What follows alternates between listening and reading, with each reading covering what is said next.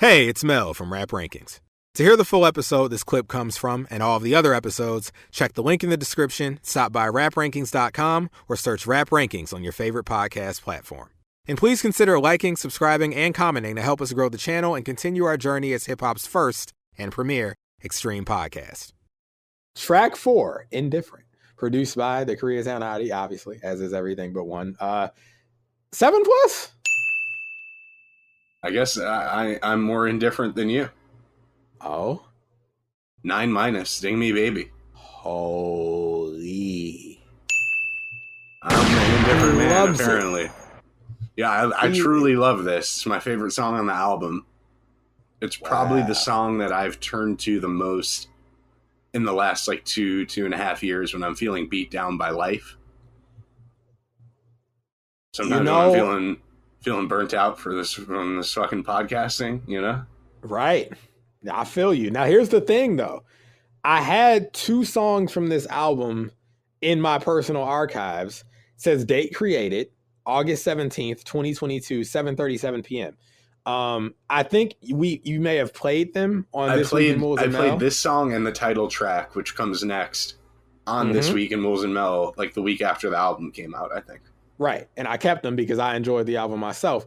But I remember talking to you on the phone about this song because of the specific little spoken word portion. Yeah. So and Moulz and Mel connected. This is one of those situations where, unfortunately, because it's an indie album, I have to talk around it style, but I know who's talking on there. Oh, okay. And I'll just say, in the spirit of talking around it style, she is a famous woman in punk rock music, and also just in more than just music, but like kind of like in the multidisciplinary sense that like Koreatown Oddity is.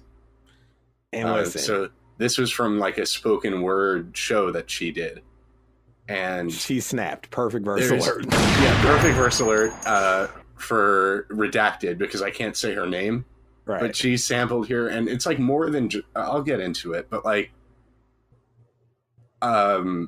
there's also these 2 Brazilian funk samples on here that I can't obviously play, but again, talking around it style, they're like Brazilian funk samples.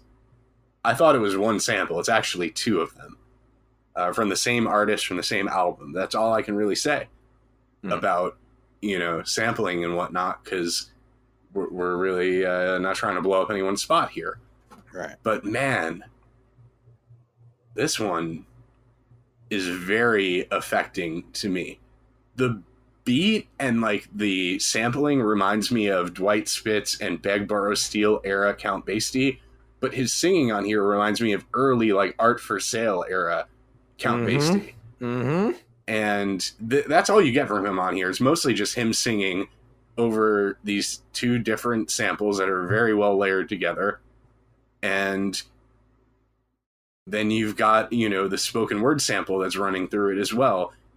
The message that she's imparting resonates with me a lot. The song is very hypnotic for me as a listening experience, to the point where it's been replayed so much, and it's oftentimes I will listen to it just on repeat, that it's the most played song in my entire iTunes library. Wow. It's a short song, so, you know. Yeah, it's been played a lot. Like, more than anything. And I just really feel a lot of her words in my soul on here. Like, you know, this, especially recently, but it's been building up more and more. It's just the bullshit that you see every day. Man, you know, when she says, "Oh, it's not like I think you don't understand. It's that I don't want to understand. It's that I don't want to fucking understand anything anymore. It's that I don't want to hear about it. Yeah, I don't want to hear about it. I don't want to see it. I don't want to know about it. I don't want to know nothing that I don't already know. All right? I don't want to fucking know about it." Listen, pal, we connected in 2022 about that. I connect even more now. It's part of why I left Twitter. Okay? Like, okay, I got it. I get it. Society is dilapidated. Okay. I'm sure I'll continue to hear about it, but I don't need these heaping doses every single day. Like, all right, I don't want to fucking know anymore. Okay. I get it. I don't need to know anymore. I figured right. I've seen enough. I've seen enough. The classic phrase. I'm not saying I know everything. I'm saying I've seen enough. But okay? Also how it resonates with me as an artist or a creator or a creative or a content creator or whatever the fuck they want to call us. This, an artist has got to suffer.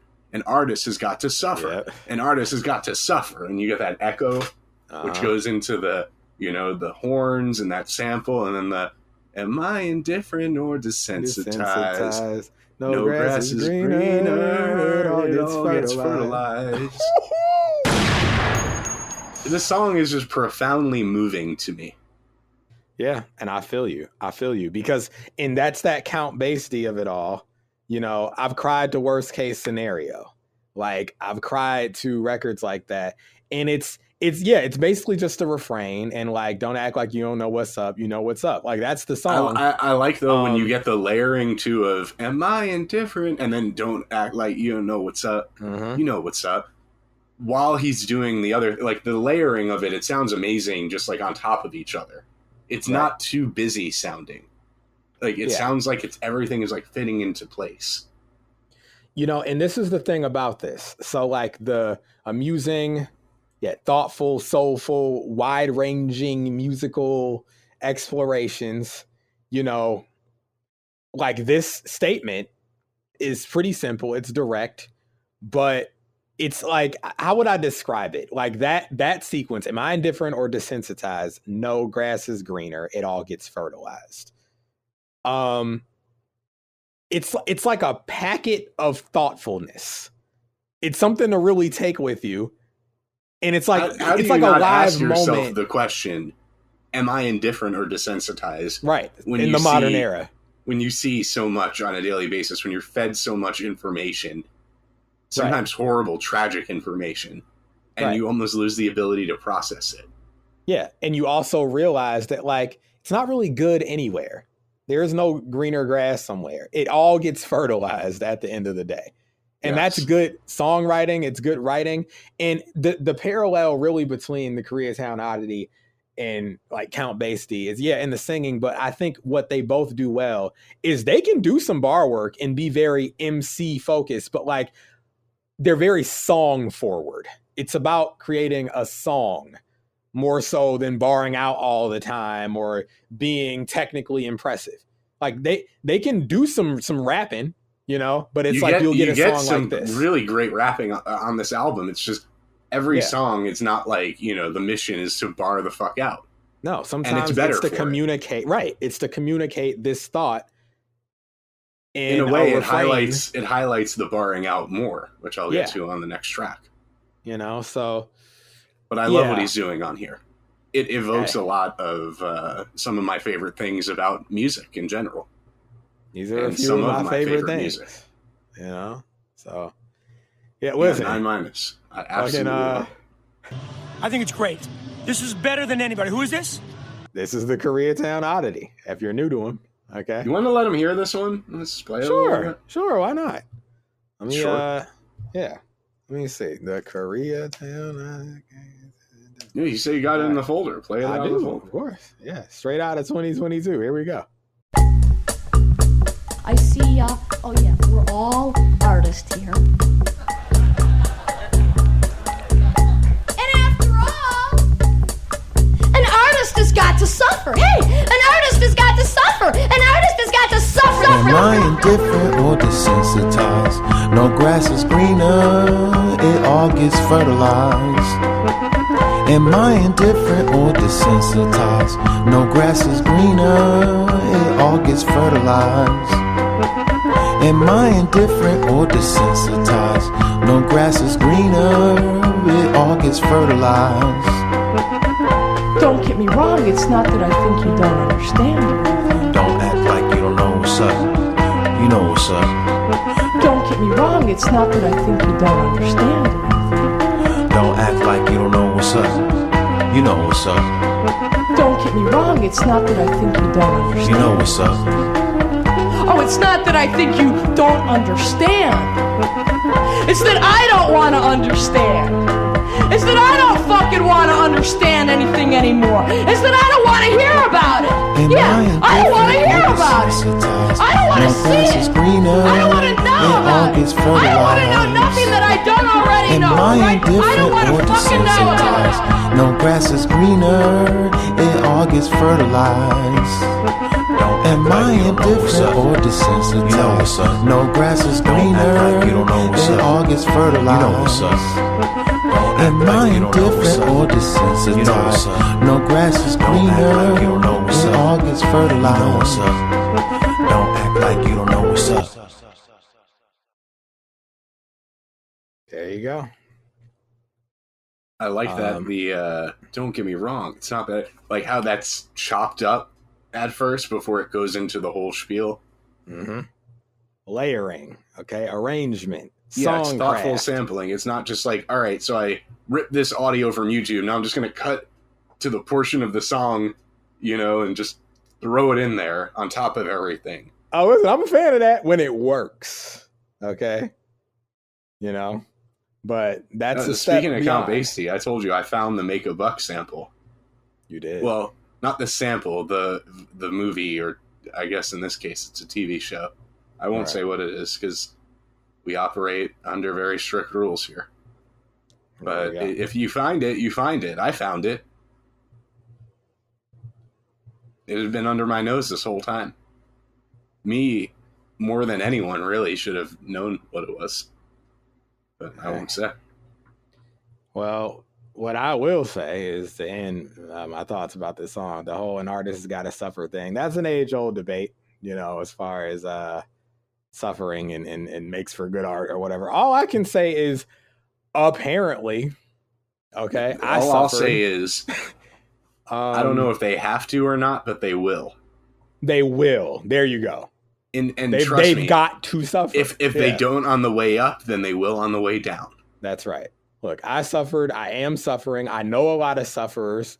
In the little intro, that fucking the African American actor Dijman, who's I don't know how to pronounce it, but you've seen him in a lot of stuff. He just did an interview and he was he says he's broke basically. Like, he's working like paycheck to paycheck. Right, and we've seen him in blockbuster films. He's in Marvel films. Elvin from The Cosby Show, working at Trader Joe's or Whole Foods or whatever. I saw Mandy Moore. Like, someone in her family was affected by the fires, and like she shared a GoFundMe, and like people tried to attack her, like, "Why you're Mandy Moore? Why aren't you?" She's Mandy Moore. She hasn't had a hit in 23 years, guys. Right. I was on the toilet. I was taking a shit, and I'm like, "Why do they think Mandy Moore got it like that?" Like she's been in some movies and whatnot, right? But like, no, not use your brain.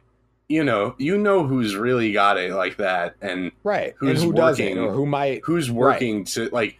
There's you see their net worth, which is often just estimated or made up. Yeah. But the net worth is in, like, their home. It's, all in their home. And, like, it's the total net worth of all of the things that they have accumulated. Right. It's not liquid money. When you see someone's net worth is, like, $300 million, they don't have $300 million in the bank. It's like everything they're involved with might equate $300 million, but... Yeah, we suffer. Look. Okay, it's fake, isn't it? But I see real, though, is it? Corey Graves today complaining about, doing all this shit, and now they're like kind of discarding him, or they're de-emphasizing him in WWE. He's a commentator, and it's like if he had an easy way into that position, if he had like a fruitful rise, now he's experiencing suffering on his way down, and that hurts too, because I'm sure a lot of people think like once they get in there, once they're on TV, once they're in the movies, once they got an album on the store shelves, it's like, oh, thank God, not only am I living my dream, I'm set, I'm never gonna have to get a real job ever again, like this is my job now. We'll see. The real ones know that's step one. You got to get in and you got to stay there, and they got to give a fuck about you when you stay there, because look, I'm not I'm just saying, like, you know, Rita Ora has been around a long time. Oh, shit. But we can move on. Oh, you're great. It's too much, my babe. I need you. It's too much, my babe. I need you. Red wine and cheese before bedtime. Now that's bars, okay? That's you gotta be cult frequency. You gotta bend your knees to that one. You gotta bend your knees. All right. If you don't bend your knees, you're not gonna get it.